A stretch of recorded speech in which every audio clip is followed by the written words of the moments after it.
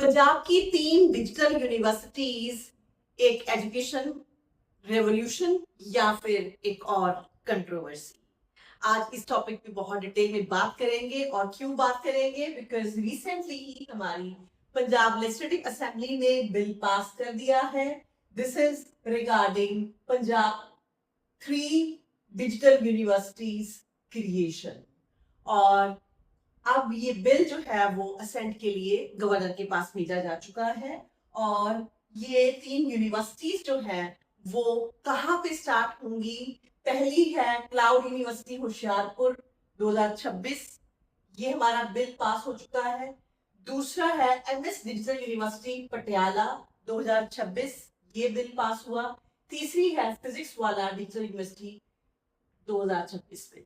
तो ये तीनों की तीनों यूनिवर्सिटीज बेसिकली क्या है? प्राइवेट डिजिटल ओपन यूनिवर्सिटीज होने वाली हैं, जिनका की अभी लीगल फ्रेमवर्क सेटअप किया जाएगा। बहुत ही इंपॉर्टेंट टॉपिक है फॉर यूपीएससी मेंस, अभी जो एग्जाम होने वाला है। ऐसे ही हमारा पीसीएस की जो इंटरव्यूज है डेफिनेटली वहां पे आपको क्वेश्चन पूछा जाएगा। इसके साथ ही पीसीएस एग्जेक्टिव हमारा प्रीलिम्स भी इज अवेटिंग, वहां पे भी ये टॉपिक बहुत इंपॉर्टेंट है। तो बहुत ध्यान से फोकस करके मेरी डिस्कशन को आप सुनो। तो बेटा ये तीनों यूनिवर्सिटीज की अभी बात चल रही है, जहां पर की रेगुलर क्लासरूम बेस्ड टीचिंग की बजाय अब ये ट्रेडिशनल सिस्टम को रिप्लेस किया जाएगा विद द डिजिटल सिस्टम, जहां पर की पहली बार ऐसा है कि आपको जाने की जरूरत ही नहीं है यूनिवर्सिटी में। आप अपने घर पर बैठकर ही पूरी तैयारी कर सकते हो और अपनी डिग्री कंप्लीट कर सकते हो। ये बेसिकली लॉजिक है इन तीनों यूनिवर्सिटीज के पीछे। और उसके साथ ही definitely private sector straight way और ज्यादा एंटर करने जा रहा है एजुकेशनल सिस्टम के अंदर। तो इसमें आपकी online, digital, distance, open learning modes जो है वो लाई गई है। और लेकिन प्रोसीजरल पॉइंट ऑफ व्यू से आप इस बात को ध्यान में रखो कि चाहे ये बिल पास हो चुके हैं, गवर्नर की असेंट के लिए जाएंगे, लेकिन इसके बावजूद भी यूजीसी का कंट्रोल अभी भी बना रहेगा।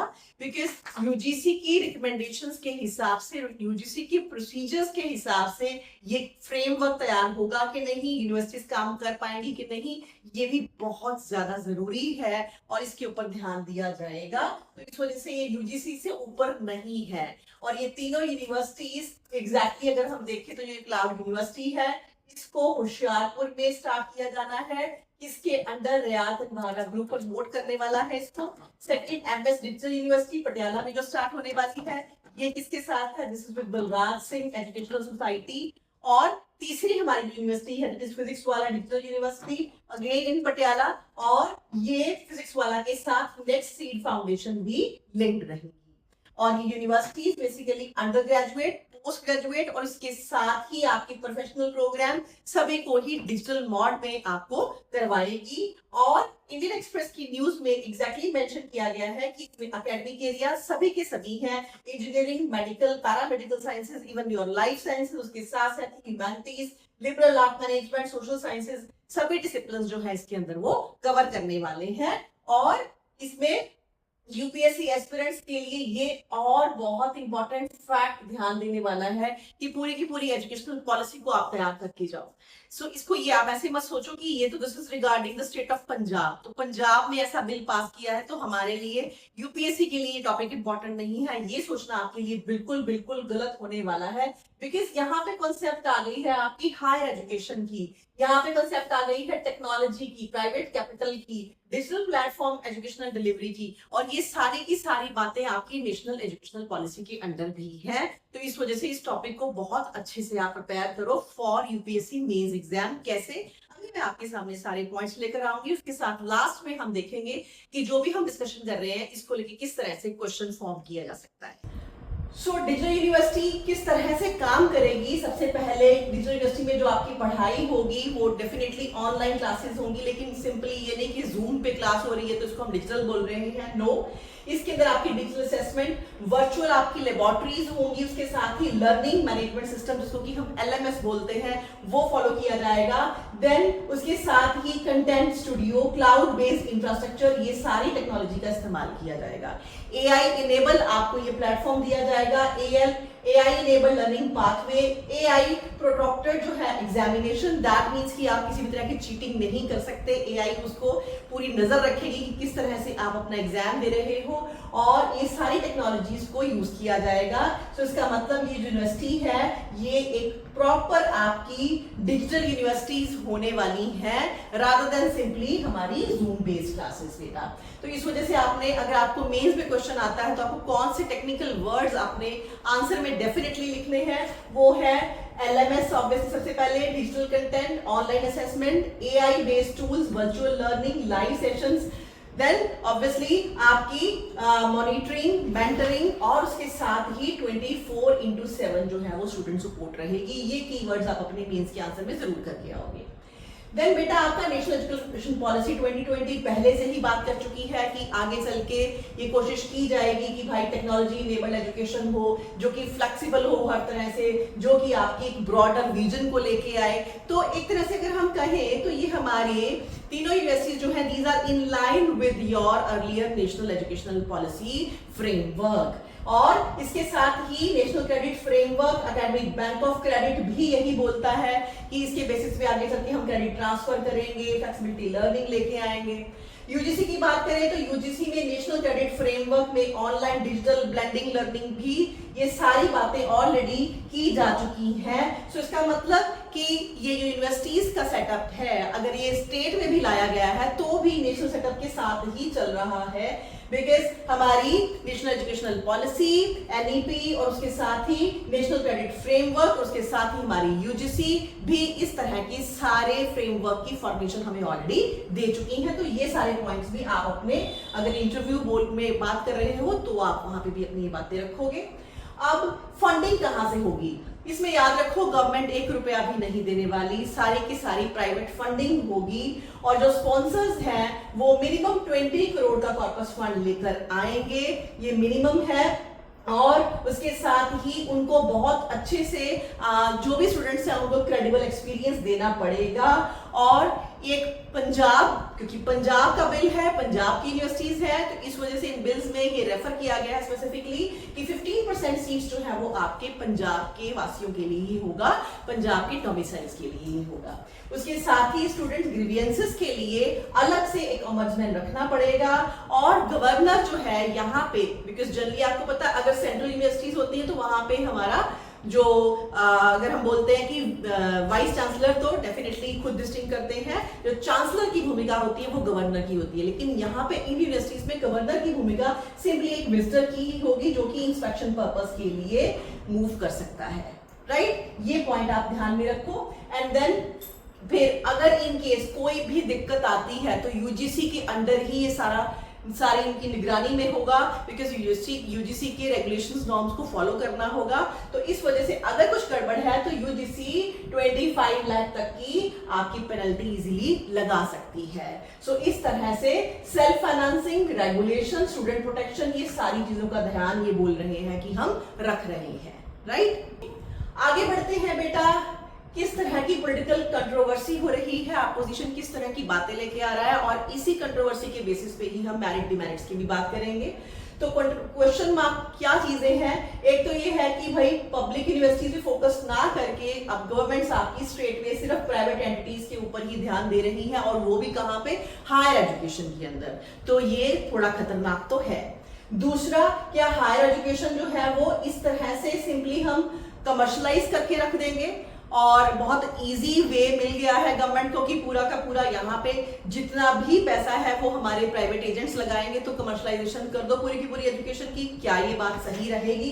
थर्डली, गवर्नमेंट को एज एन ओवरसाइट जो है वो हमने एजेंट बना दिया है, तो किस हद तक गवर्नमेंट अपना एक एज एन एजेंट बनकर ही सिर्फ काम अच्छे से कर पाएगी, बिकॉज जो चीजें ऑलरेडी गवर्नमेंट के अंडर हैं, राइट, जो ऑर्गेनाइजेशंस ऑलरेडी गवर्नमेंट के अंदर है, अगर वो अच्छे से काम नहीं कर रही हैं तो यहाँ पे तो सिर्फ एक इंस्पेक्शन का काम ही है, तो क्या वो अच्छे से हो पाएगा या नहीं, ये भी एक क्वेश्चन बनता है। देन अगर ऑब्वियसली कोई भी दिक्कत आ जाती है, और स्पेशली प्रैक्टिकल वर्क, वहां पे तो दिक्कत आने के चांसेस है ही, बिकॉज हम साइंसेस को भी यहाँ पे लेके आ रहे हैं, हम इंजीनियरिंग को भी यहाँ पर लेकर आ रहे हैं, जहां पे कि एग्जैक्ट आपका real life experiences with in the lab होना चाहिए, आपको खुद एक्टिवली पार्टिसिपेशन करनी होनी चाहिए, कहाँ पे, लेबोरेटरीज में, जो कि इधर मिसिंग है। ये सिर्फ एआई बेस्ड होगी, डिजिटल होगी, तो किस लेवल तक ये प्रैक्टिकल हो पाएगा, ये डिजिटल फॉर्मेट इफेक्टिव हो पाएगा, ये एक और क्वेश्चन मार्क है, और इसी को ही हम ढालकर डीमेरिट में भी रख सकते हैं।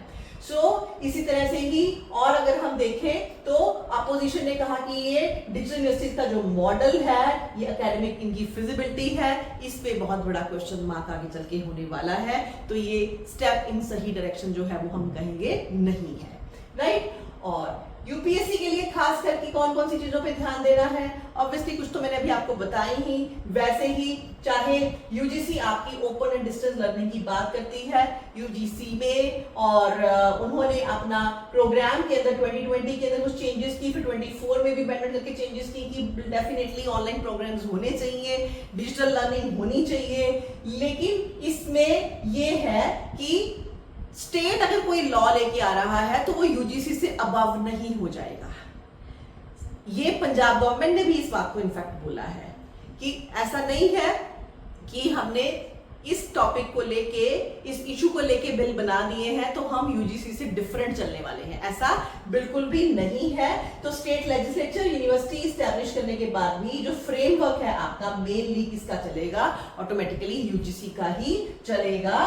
ये बात आपने ध्यान रखनी है, क्योंकि यूजीसी की बात चल रही है तो सेंट्रल लेवल है, तो यूपीएससी ऑटोमेटिकली एंटर करती है। दैट मींस ए क्वेश्चन आपको यूपीएससी पॉइंट ऑफ व्यू से भी पूछा जा सकता है, not simply for the state of Punjab, right. उसके बाद फिर पंजाब गवर्नमेंट ने बोला ही है कि ये सब हम ध्यान रखेंगे, और इस वजह से आप अपने आंसर में, कभी पीसीएस में अगर आप बात कर रहे हो तो आप ये बात नहीं करोगे कि पंजाब ने यूजीसी के रूल्स को खत्म कर दिया है, ये बात नहीं करोगे। आप अपनी एक बैलेंस्ड अप्रोच दोगे और वहां पे कहोगे कि यस, एक कंट्रोवर्सी आई है, but this controversy is regarding the interaction. Word आप क्या यूज करोगे, इंटरैक्शन।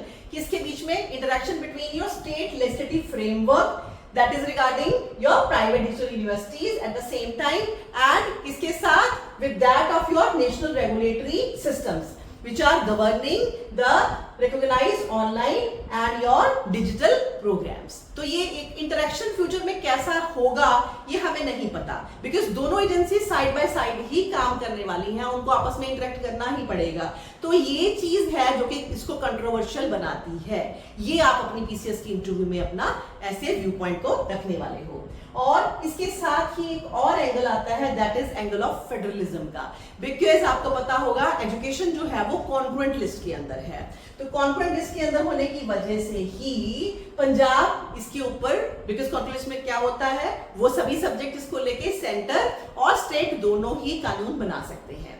तो ये कॉन्ग्रुएंट लिस्ट की एंट्री 25 के अंदर आता है, बट इसका मतलब फिर से वही, यूनियन और स्टेट दोनों ही लॉ बना सकते हैं, सेंटर भी बना सकता है। तो दैट मींस कि स्टेट्स लॉ बना सकते हैं, लेकिन वहां पे आपका यूनियन का भी एक स्टैंडर्ड सेटिंग रोल होता है। तो फेडरलिज्म में भी ये आपसे क्वेश्चंस पूछे जा सकते हैं कि क्या ये हमारे फेडरल स्ट्रक्चर्स के अगेंस्ट है, तो हम कहेंगे कि नहीं, ऐसा फेडरल स्ट्रक्चर के अगेंस्ट तो नहीं है, बिकॉज कॉन्फ्रेंस इसका हिस्सा है और ऑलरेडी इस लॉ के अंदर प्रोविजंस रखे गए हैं कि ये यूजीसी के नॉर्म्स को फॉलो करेंगे, हर हाल में एनईपी के नॉर्म्स को फॉलो करेंगे, बट क्या कर पाएंगे, क्या ये दोनों बॉडीज इंटरेक्ट कर पाएंगी, दिस इज कंट्रोवर्शियल, राइट। तो ये state innovation national regulatory standard का बैलेंस डेफिनेटली कैसे बनाया जाएगा ये हम देखेंगे। तो ये कंट्रोवर्सीज ही एक तरह से डीमेरिट्स में आप डाल सकते हो। मेरिट्स की बात करें तो बिकॉज अगर आप डेफिनेटली मेंस में लिख रहे हो तो आपको बैलेंस करके अपना आंसर लिखना होता है, तो इसका मतलब कि हम इसमें मेरिट्स भी डिस्कस करेंगे। तो जितने ज्यादा पॉइंट्स लिखोगे उतने ज्यादा मार्क्स है। पीसीएस में अगर आप इंटरव्यू दे रहे हो तब भी आप जितना वेरिड आप अपनी विजन दिखाओगे, जितना ज्यादा आप अलग अलग लेवल्स पे अपने आप को प्रेजेंट कर पाओगे, उतना ही ज्यादा अच्छा होता है। तो इसमें एक तो डेफिनेटली एक्सेसिबिलिटी मेरिट है, बढ़ेगी, ज्यादा बच्चों तक हम पहुंच पाएंगे। दूसरा, वर्किंग स्टूडेंट्स जो हैं, जो काफी दूर बैठे हैं, वो भी अपना इसके ऊपर जो नहीं आ सकते फिजिकली हमारी यूनिवर्सिटीज में, उनके लिए यूजफुल है। फ्लेक्सिबिलिटी भी हमको काफी हद तक प्रोवाइड करती है। ऐसे ही हमारे पास फिजिकल इंफ्रास्ट्रक्चर की बहुत कमी है, तो रादर देन कि हम बड़ी बड़ी बिल्डिंग्स बनाएं, वो पैसा हमारा बचता है। तीसरा, टेक्नोलॉजी और एआई डेफिनेटली हम काफी हद तक ला पाएंगे हमारे सिस्टम में इनकी मदद से। देन क्रेडिट, फ्लेक्सिबिलिटी, लर्निंग, ये सब मल्टी डिजिटल एजुकेशन, ये सब भी हम इसके साथ जो है वो इंट्रोड्यूस कर पाएंगे। चैलेंजेस और डीमेरिट्स के अंदर डिजिटल डिवाइड है, बिकॉज हमारे पूरे कंट्री में क्या असेसिबिलिटी है डिजिटल प्लेटफॉर्म की, still it's a question mark, right. तो इस वजह से डिजिटल डिवाइड और बढ़ सकता है। क्या क्वालिटी एश्योरेंस ये दे पाएंगे? जो बातें कर रहे हैं क्या ये प्रैक्टिकली हो पाएंगी? खास करके लेबोरेटरी बेस्ड एजुकेशन साइंसेस के अंदर बहुत ही बड़ी खतरनाक ये कह सकते हैं कि इशू है, बिकॉज साइंसेस में किस तरह से आप लेबोरेटरी कंडीशंस, किस तरह से आप जो है वो डिस्टेंट सॉर्ट ऑफ लर्निंग करवा सकते हैं, ये एक बहुत बड़ा मुद्दा है डेफिनेटली। देन फिर डाटा प्राइवेसी और साइबर सिक्योरिटी भी आ जाएगी बीच में। एआई जनरेटेड एजुकेशनल कंटेंट में कितनी एक्यूरेसी और अकाउंटेबिलिटी हम रख पाएंगे, क्योंकि हम एग्जाम तक तो ढंग से करा नहीं पाए हैं, ये आपकी डीमेरिट है। फिर ये कहीं ना कहीं बहुत ज्यादा हमारा कमर्शलाइजेशन ऑफ एजुकेशन तो होने ही वाला है। तो एक बैलेंस में आप अपना आंसर करोगे कि these are the demerits and these are the merits, और ये कंट्रोवर्सी इवोक हुई है। और इस तरह से डिजिटल यूनिवर्सिटी डेफिनेटली क्या क्या करने वाली है, quality, equity, regulation, accountability, framework, ये सारी चीजें अगर अच्छे से ला पाएंगी तब तो ठीक है, अदरवाइज बहुत ज्यादा दिक्कत होगी इन फ्यूचर। अब पंजाब में जो हमारे लिए ये क्या अच्छी है या नहीं, इसका स्ट्रेट वे हाँ या ना आंसर नहीं है। अच्छी अगर ढंग से कर पाए, अगर ये असेस, क्वालिटी, अकाउंटेबिलिटी, इन तीनों चीजों को जो बोल रहे हैं ये साइमल्टेनियसली अगर हमें दे पाए तो अच्छी, और अगर नहीं तो फिर तो कमर्शलाइजेशन का ही पॉइंट बहुत ज्यादा बढ़ रहा है, डिजिटल डिवाइड का ही मेन और ज्यादा जो इशू है वो बढ़ने वाला है, तो बिल्कुल भी सही नहीं होने वाला। तो इट्स सो अर्ली टू जज अबाउट इट। अभी हम इसके लिए कोई स्टेटमेंट नहीं दे सकते, और बैलेंस करके हम इसका आंसर करेंगे कि हाँ या ना अभी हम नहीं बता सकते। तो इस तरह से आपने ध्यान रखना है कि डिजिटल एजुकेशन जो अभी ला रहे हैं उसमें सिंपली ये नहीं कि ये चीजें ऑनलाइन हो रही हैं, यही नहीं है।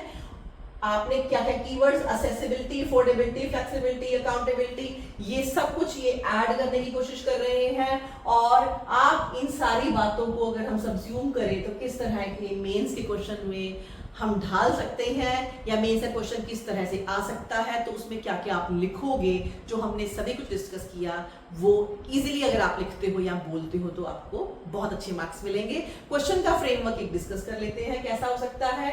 Digital universities can democratize higher education but may also create new challenges of regulation, quality, digital inequality discuss।